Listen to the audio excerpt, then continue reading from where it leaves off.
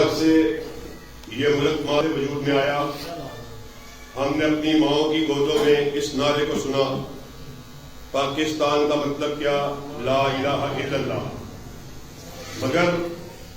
ان 75 سالوں میں مختلف جماعتوں کو، مختلف نظاموں کو ہم وطن عزیز میں آزما چکے ہیں۔ یہاں پہ سوشلزم کو بھی آزمایا گیا، کیپٹلزم کو بھی آزمایا گیا۔ کبھی یحییٰ کی اقتدار کا سورج نصف النہار پہ تھا، کبھی ایوب کے ہم نے حکومت کو دیکھا، اس کے بعد ہم نے ان حکومتوں کو دیکھا کہ جن کے دور اقتدار میں آپ کی ہماری ماؤں بہنوں بیٹیوں کو ان کی تجارت کو کیا گیا، ان کو چند ٹکوں کے عوض اقوام مغرب کو بیچ دیا گیا۔ ہم نے ان ادوار کو بھی دیکھا کہ جب لاہور کی سڑکوں پر ریمنڈ ڈیوس جیسے لوگ آپ کے اور میرے بھائیوں کا قتل عام کرتے ہیں اور اس وقت کی حکومتیں ان کو ملک سے فرار کرانے میں پیش نظر آتی ہیں۔ ہم نے ان ادوار کو بھی دیکھا کہ جب تمام جماعتوں کے منتخب ہو کر اسمبلیوں میں پہنچنے والے، چاہے وہ ایم این اے کی سیٹ پر قومی اسمبلی میں پہنچنے والے ہوں، چاہے وہ ایم پی اے کی سیٹ پر صوبائی اسمبلی سے منتخب ہو کر ایوانوں میں پہنچنے والے ہوں، ہم نے ہر پہنچنے والے کو توہین رسالت کے بننے والے قانون کے اوپر اس نعرے کو لگاتے ہوئے دیکھا کہ جناب یہ ایسا قانون ہے کہ جس کا غلط استعمال کیا جاتا ہے۔ غلط صرف یہی ایک ایسا غلط قانون ہے کہ جس کا غلط استعمال ہو رہا ہو۔ حالات آپ کے سامنے 75 سال سے زائد عرصہ بیت چکا، بجائے اس کے کہ ملک امن و امان کا گہوارہ بنتا، حالات مزید سے مزید بگڑتے چلے گئے۔ چوری چکاری اپنے عروج پہ، قتل و غارت اپنے عروج پہ، زنا بالجبر اپنے عروج پہ۔ اور آج اللہ کے فضل و کرم سے ہم یہ بات سمجھتے ہیں کہ جتنے بھی لوگ اس ٹائم الیکشن کمپین میں مصروف آپ کے سامنے ووٹوں کی درخواست کو لیے ہوئے آپ کے سامنے آتے ہیں، ہم نے ان تمام کی تمام پارٹیوں کو کئی مرتبہ آزما چکے ہیں۔ ایک ایسی پارٹی بھی ماضی قریب میں گزری جو اپنے آپ کو ریاست مدینہ کا دعوے دار کہلانے والی، جن کے لیڈر اپنی تقریر کا آغاز ایاک نعبد و ایاک نستعین سے کرنے والے، پھر ہم نے اس دور میں بھی دیکھا کس طرح گستاخ رسول، اس کا انتخاب کرنے والی ایک خاتون، اس کو ملک کے موجودہ وزیر اعظم نے سرعام مغرب کو یہ انٹرویو دیتے ہوئے کہا کہ مجھ پر مذہبی جماعتوں کا بڑا پریشر ہے، مگر اس کو رہا کرانے میں وہ پیش نظر آئے۔ پھر ہم نے اسی ایاک نعبد کا نعرہ لگانے والے کو دیکھا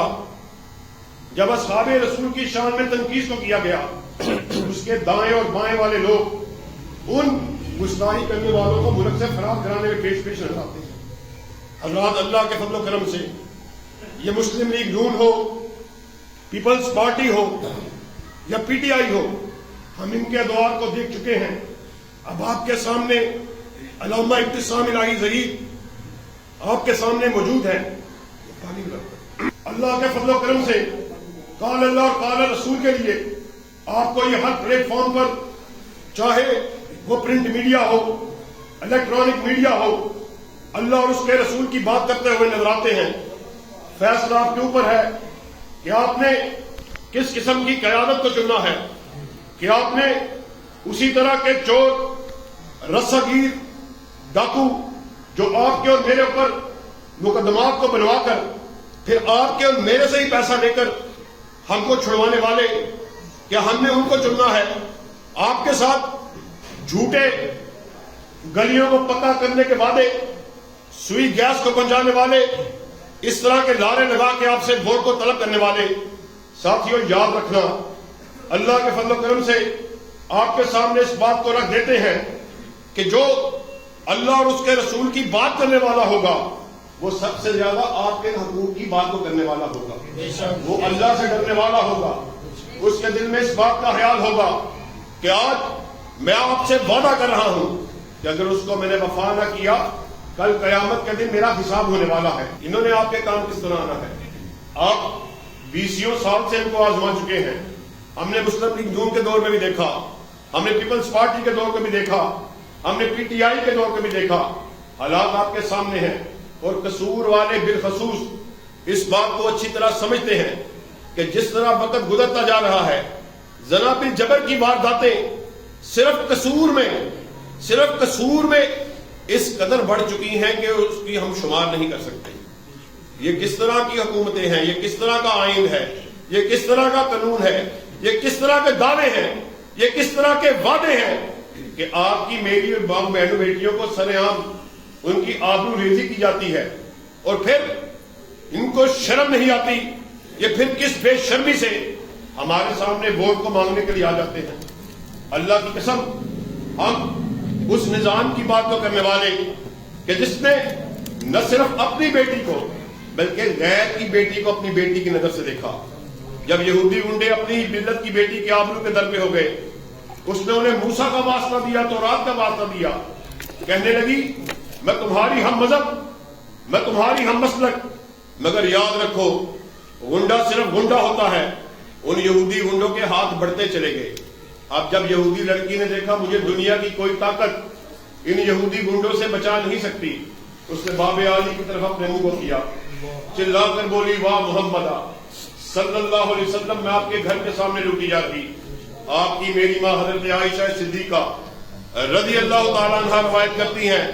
کہ آپ کے کانوں میں یہودی لڑکی کے آواز ٹکرائی، آپ لپک کر اٹھے، فوراً سے پہلے یہودی لڑکی کے پاس پہنچے، اس کے سر پر دست شفقت کو رکھا اور پکار کر بولے مدینہ میں میرے تحت رہنے والی یہ بیٹی تو یہودی کی بیٹی نہیں بلکہ محمد کی بیٹی ہے۔ مگر ایسا نظام جس کی ہم آپ کے سامنے بات کر رہے ہیں، کہ آپ یہ بات سمجھتے ہیں کہ ایسے نظام کے نفاذ کے لیے مسلم لیگ نون والے آواز اٹھائیں گے؟ ایمانداری سے بتلائیے، صحن مسجد میں بیٹھے ہوئے کہ آپ ایمانداری سے بتلائیے کہ آپ یہ بات سمجھتے ہیں کہ ایسے قال اللہ اور قال رسول کے نظام کی بات پیپلز پارٹی والے ایوان میں پہنچ کے کریں گے؟ کیا پی ٹی آئی والے کریں گے؟ ہم نے عمران خان کے دور میں دیکھا جو مدینہ ریاست مدینہ کا دعوے دار، اور ہم نے دیکھا کہ ریاست مدینہ میں کس طرح کے فحاشی کے نام پر وہ ریاست مدینہ کو پروان چڑھانے والا، یہ کس طرح کی ریاست مدینہ ہے؟ کوئی ایسا کام، کوئی ایسا اسلامی شاعر، اللہ کی قسم ہم نے ایسا دور کبھی دیکھا ہی نہیں جس میں اس سے زیادہ اسلامی شاعر کا مذاق اڑایا جاتا ہو۔ پردے کا مذاق تم نے اڑایا، بے حیائی کو تم نے فروغ دیا، بے حیائی کے نام پر اورج مار تمہارے دور میں پروان چڑھا۔ ہم یہ بات سمجھتے ہیں اللہ کے فضل و کرم سے صحیح معنوں میں کتاب اللہ اور کتاب و سنت کی بات، قرآن کی بات اور حدیث کو سمجھنے والا اگر ایوان بالا یا ایوان دیری میں پہنچے گا، پھر آپ کے حقوق کی بات بھی ہوگی، رب کے قرآن کی بات بھی ہوگی اور کالی کملی والے کے فرمان کی بات بھی ہوگی۔ اللہ کے فضل و کرم سے براد اکبر علامہ ابتسام الہی ظہیر آپ کے حلقہ میں قومی اسمبلی کی سیٹ پر NA 132 میں الیکشن کے لیے امیدوار کی حیثیت سے میدان میں اتر چکے ہیں اور ان کا انتخابی نشان دروالا ہے۔ اور میں آپ کے سامنے اس بات کو بھی رکھ دینا چاہتا ہوں کہ اللہ کے فضل و کرم سے چاہے معاملہ دنیاوی اعتبار سے ہو چاہے دینی اعتبار سے ہو، ذرا دنیاوی اعتبار سے سمجھ لیجئے پورے پاکستان میں، آپ کے حلقے کی بات نہیں کر رہا، پورے پاکستان میں برادر اکبر سے زیادہ پڑھا لکھا امیدوار موجود ہی نہیں، ایک نہیں، دو نہیں، تین نہیں، درجن سے زائد ڈگریوں کو حاصل کرنے والا، اسلامی ڈگریوں کو حاصل کرنے والا، قرآن کا حافظ، دنیاوی ڈگریوں کو حاصل کرنے والا، اللہ کی قسم پورے پاکستان میں اس سے بڑا قابلیت والا امیدوار موجود ہی نہیں. پھر یہ آپ کی اور میری بد نصیبی ہے. ہاں یہ ہماری پھر بد نصیبی ہے کہ ہم اس قدر قابل شخص کہ ہمیں چاہیے تھا کہ ہم ان کے دروازے پہ خود پہنچتے، آج وہ آپ کے دروازے پہ خود پہنچا ہوا. پھر ہمیں چاہیے کہ اس کے دست و بازو بنے، اس کے قدم سے قدم ملائیں، اس کے کانے سے کانا ملائیں، اور پوری طاقت سے 8 فروری کو ووٹ کی طاقت سے پرچی کے اوپر، دروازے کے اوپر مہر لگا کر انہیں ایوان بالا میں بھیجیں، قومی اسمبلی میں بھیجیں. کیا آپ انہیں قومی اسمبلی میں بھیجنے کے لیے تیار ہیں؟ وقت مختصر ہے. میں بلا تمہید چاہوں گا کہ پروگرام آگے بڑھے، وگرنہ انشاءاللہ کمپین میں کسی اور جگہ پہ آپ سے ملاقات ہوگی، پھر تفصیلی آپ سے بات کی جائے گی. آخر میں ایک مرتبہ پھر تجدید عزم کے لیے ذرا ہاتھوں کو بلند کر کے اس بات کا عہد کریں، اللہ کے گھر میں ہم موجود ہیں، انشاءاللہ 8 فروری کو دروازے پر مہر لگا کے آپ اتصال لگیں گے تو کامیاب کریں گے. الحمدللہ.